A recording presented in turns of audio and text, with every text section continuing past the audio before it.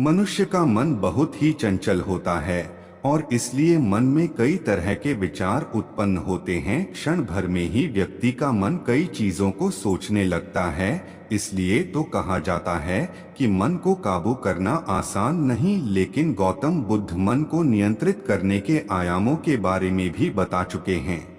मन में विचारों का आना गलत नहीं है कि, लेकिन मुश्किल तब हो जाती है या विचार ऐसी परिस्थिति में गलत होते हैं जब मन में अश्लील विचार आते हैं। कभी कभी तो ना चाहने के बावजूद भी मन में अश्लील विचार आते हैं। अगर आपके मन में भी ऐसे विचार आते हैं तो गौतम बुद्ध की इस कहानी से आपके विचारों में जरूर बदलाव आएगा। बुद्ध अपने भिक्षुओं को उपदेश देने के साथ ही उन्हें भिक्षाटन के लिए भेजते थे। एक बार उन्होंने अपने भिक्षु भरत को भिक्षा लेने के लिए एक श्राविका के घर भेजा। भरत पूरे रास्ते मन में यह सोचते हुए श्राविका के पास गया कि आखिर आज भिक्षा में क्या भोजन खाने को मिलेगा, क्योंकि भरत चंद्रुवंश के राजकुमार थे और बुद्ध के सानिध्य भिक्षु के रूप में दीक्षित हुए थे। हमेशा भरत को महल में खाने के लिए स्वादिष्ट पकवान मिलते थे, लेकिन आज भिक्षा के रूप में उसे जो भी मिलेगा संतुष्ट होना पड़ेगा। श्राविका के घर पहुंचकर भरत ने भिक्षा मांगी। श्राविका ने भरत को बैठने के लिए कहा और भोजन लाने के लिए घर के भीतर चली गई। इधर भरत फिर से अपने प्रिय भोजन के बारे में सोचने लगे और जैसे ही श्राविका भोजन लेकर आई तो भरत अचंभित रह गए। भरत ने देखा कि श्राविका ने उनके लिए उनके पसंदीदा पकवान परोसे हैं और अपने प्रिय भोजन को देखकर वह खुश हो गए।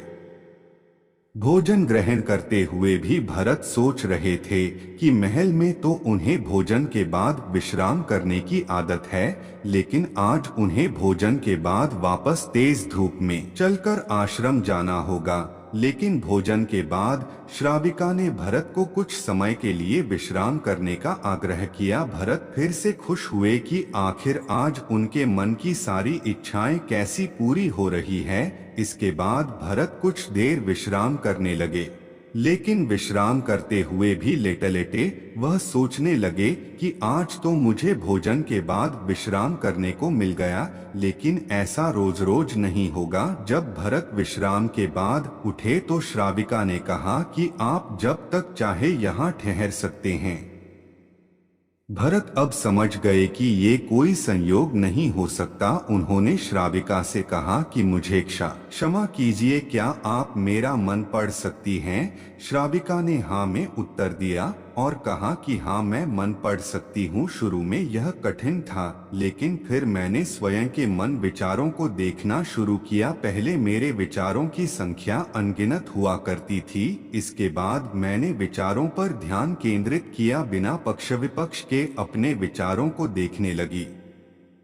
इस तरह से धीरे धीरे मेरे मन में विचारों की संख्या कम होती गई और सारे व्यर्थ विचार दूर हो गए। इसके बाद से ही मैं दूसरों के मन में चल रहे विचार को पढ़ लेती हूँ। हालांकि श्राविका की बात सुनकर भरत घबरा गए। इसके बाद भरत ने श्राविका से आज्ञा ली और आश्रम के लिए निकल पड़े। रास्ते में भी भरत फिर से मन में आए विचारों का स्मरण करने लगे कि श्राविका के बारे में उसके मन में अश्लील विचार भी आए थे। श्राविका ने उसे भी जान लिया होगा, वह मेरे बारे में क्या सोचती होगी। भरत खुद को लज्जित महसूस कर रहे थे।